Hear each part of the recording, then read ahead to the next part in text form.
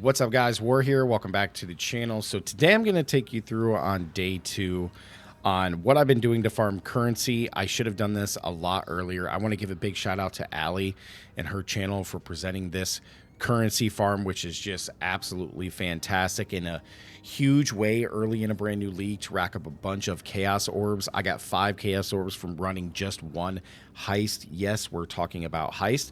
So big shout out to her, but I'm going to go through this video and I'm going to break everything down on how to do this and what to look for, what contracts to get, how to farm this, and the overall order of what you're supposed to do. Now, I am doing this backwards because I am already level 71 and I am technically in maps, right? We're technically inside maps. However, you want to start doing this after Act 6 of the campaign. You want to do this before fighting Katava. The biggest reason that you want to do this before fighting Katava is because, one, your resistances. Mine are super low right now, but you would have plus 30 more resistances if you did not do Katava at Act 10, which puts you into maps, okay? So you want to do this after, or in the start of Act 6, as soon as you find your very first contract along with your rogue markers. As soon as you get a rogue marker, you can access the rogue harbor, and you'll be able to come here and start doing this strategy. So in Act 6 is where you're going to start this. You're just going to find either a rogue marker or a contract. Well, really, you need to find a rogue marker, and then you'll be good to go. In addition, the reason why that you want to start this in Act 6 is because on the barber here, you can purchase all of your blueprints. They do all cost either alchemy or an orb of chance. Alchemy is very, very expensive, at least early on inside of a new league, or you're not going to have too many of these. Orbs of chance are much easier to get and sustain in doing this strategy. The next biggest thing is that each time that you do level your character, the inventory of Wacko here is going to reset, and you'll be able to buy brand new contracts in order to farm this strategy. So when you're in Act 6, you're relatively low level, and it's very, very easy to gain levels, and then he resets and you're going to buy up everything that you need and then rinse and repeat. You're also going to be able to gain some pretty good levels by doing heist. I know a lot of people don't really like doing heist. Either that or they don't find it super fun, but heist has been really, really good for me at farming currency, and I've been able to buy some items here for this build and just preparing into my build swap. Okay, so let's go over the strategy after you get your first set of rogue markers. You're going to come in here and you're going to want to look for lockpicking, demolition, or perception. This is such a great strategy. The reason that we want all of these is because these give us the best options for regular currency drops or raw currency drops like chaos orbs, which you can use to buy all of your gear that you're going to need early on in the league to start blasting maps into your yellow maps, at least into your yellow maps, if not into your red maps. So the reason that we want these 3 is because they're the easiest to get, the easiest to do, and they're some of the fastest to do. In addition, they're also a really great way to farm up currency. So what I'm going to do is I'm going to put these on here. Chance to suppress damage, chance to hit, great, no big deal. Let's go ahead and change these around. We don't want them to do increased damage at all. Nope. Nope, we don't want that. Patrolling monsters have increased damage. We don't want them to have the guards deal, increased total heist speed, no. We don't want them to have this either, no. Okay, that's fine. So these are not bad. The shocked ground isn't bad. The burning ground is really, really bad. So just putting these at blue is a really good way to increase the reductions in time before lockdown just to help farm these. Now, you need orbs of chance to sustain this, guys. Like I said, it's been pretty easy to do this every single time that I level, but the currency is great. So how this essentially works is we're going to get this. We're going to go ahead and go do one. And I'm going to do the lockpicking first because this is probably the most important one. We're going to go ahead and farm this. Now, when you're in here, there's a few different kinds of chests that you want to look for. And it's going to be the main ones that you're looking to get for your currency and to sustain with your orbs of chance. So in here, you want to look at the map. We want our currency ones, if I can blow this up. You want the currency, chests, and lockpicking and perception. They're the most important ones that you need to go for while you're increasing your alert level. The currency ones are the most important ones to get. After that, you can get any of the regular chests, and then you can leave, get your currency, come back in, grab the final item, which you'll be able to get to sell to get more of your rogue markers. Because remember that it does cost rogue markers to hire your mercenaries here, and it costs to actually go through and do this, right? You have to hire them, then it costs to do the contract, so you need to be able to have a lot of these, and you get that from getting the final item, which I'm going to showcase here to you.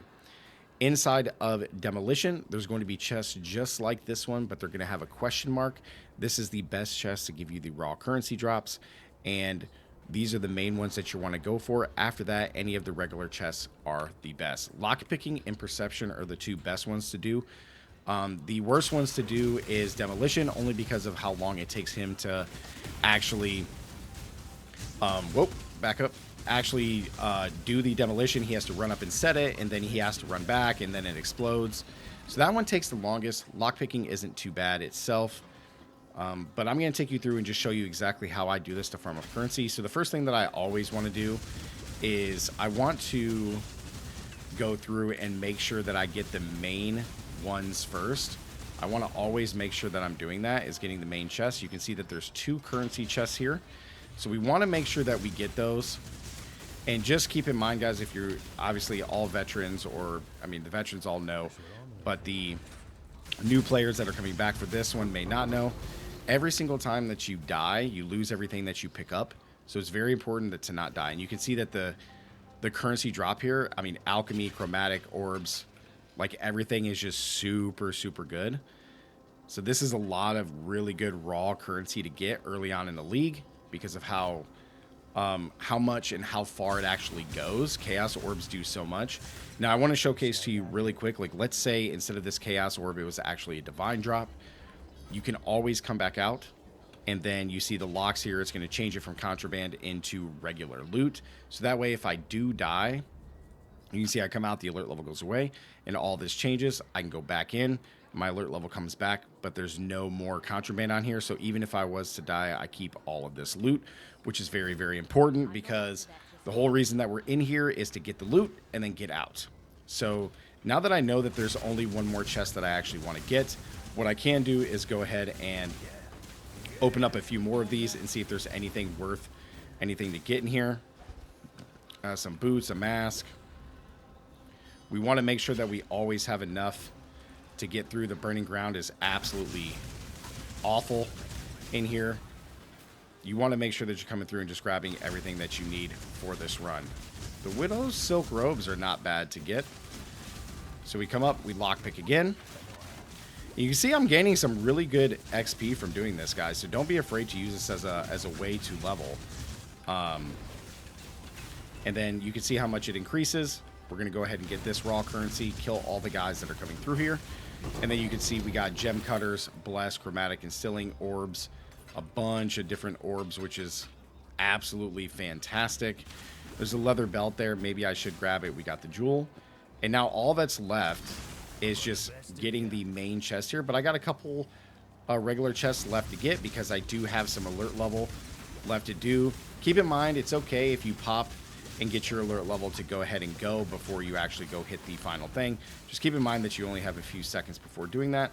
So let's go, just a staff. Let's see. Oh, 8 more chromatic orbs. Absolutely fantastic. I try to kill everything along the way just in case. I don't want the monsters to stack up when we go to leave. And then we're going to pick this final lock. Now, I probably could open one more chest. I might be able to. Let me go check, actually. Oh, this guy's not even dead. He's just on patrol here. Okay.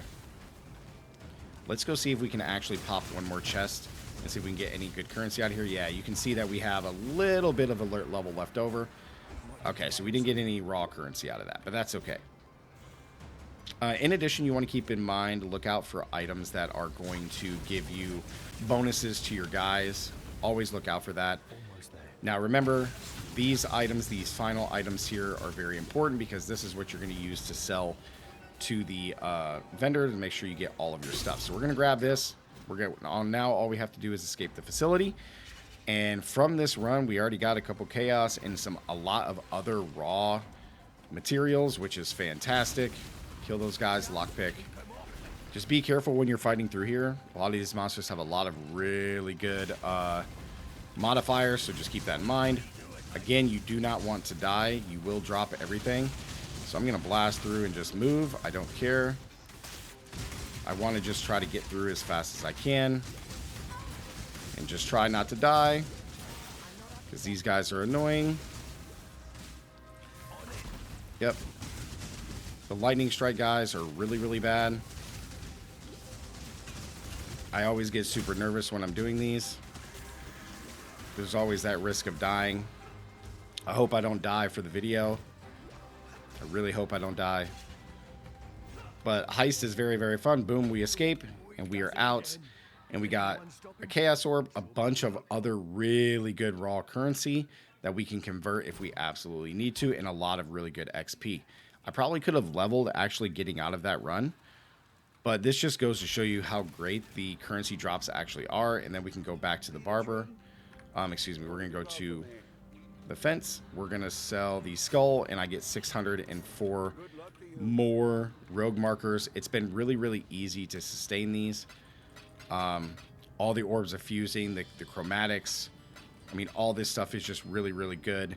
And we'll be able to use this stuff to actually sell and purchase all of the gear that we actually need for our build, which is the reason that we're doing this. Now, I know a lot of people don't like actually doing this early on because, you know, Heist just has a kind of like an ick on it, but I really enjoy this, and this is a great way to farm up currency, guys. So again, get your first rogue marker every single time that you level. Come back to the barber and purchase all of the ones that you need. And then in addition, you're just going to run these back to back to back and farm up enough currency in order to buy what you need for endgame maps and so on and so forth. So I appreciate you guys watching. Thank you so much. Like the video, comment down below. Let me know what you guys think. If there's anything else I could add to this or some other tips and tricks that we could include into this, guys, for other players to know, please let me know down in the comments. Again, shout out to Allie. And as always, stay gaming, and I'll see you guys in the next one. Peace.